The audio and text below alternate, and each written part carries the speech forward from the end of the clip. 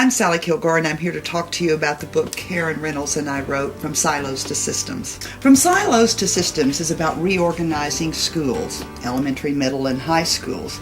It's not new to Corwin Press or practically any other press to have a book about reorganizing schools. What is new is that it tries to take into account many things that have been omitted in our efforts to make good decisions at the school level. The fact that there's multiple causes of any problem we're trying to solve. The fact that any decision has certain interdependencies with other aspects of the organization that we may not realize until we get into a very bad situation.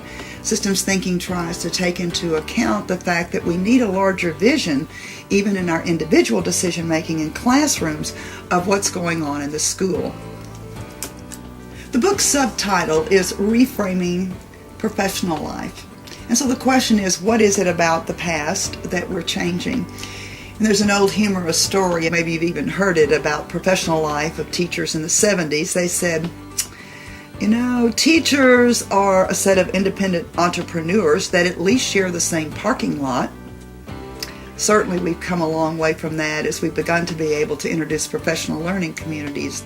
Professional learning communities then, in this context, are the silos, inwardly focused, doing quite a bit of good, but not sufficient to really make schools a transformative organization that can adapt to the multiple changes that they're going to experience. Many of the school problems that we face as educators are those that are school-wide. Systems thinking then, and our approach, the silos to systems, what we're trying to do is introduce a structure that allows an entire set of professionals to have a larger understanding of the school-wide issues that they face and the complexities of the interdependency of decisions.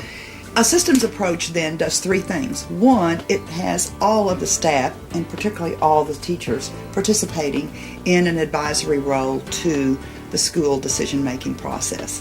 Secondly, it develops expertise within each subject, within each grade. And finally then, it allows schools to adapt and to transform themselves in the midst of many changes that we can both anticipate and have already experienced.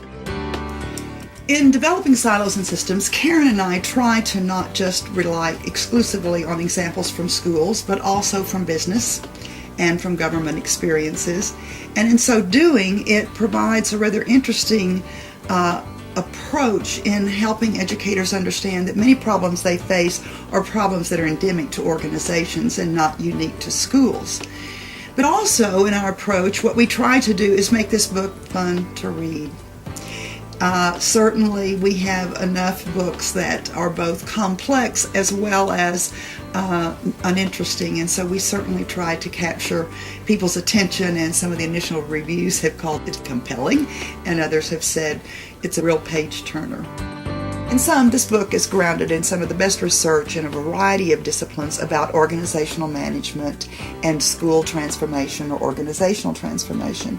It provides unique structures and processes that allow systems thinking to emerge, and it is a way that schools can become owners of their own transformation rather than victims of their own transformation.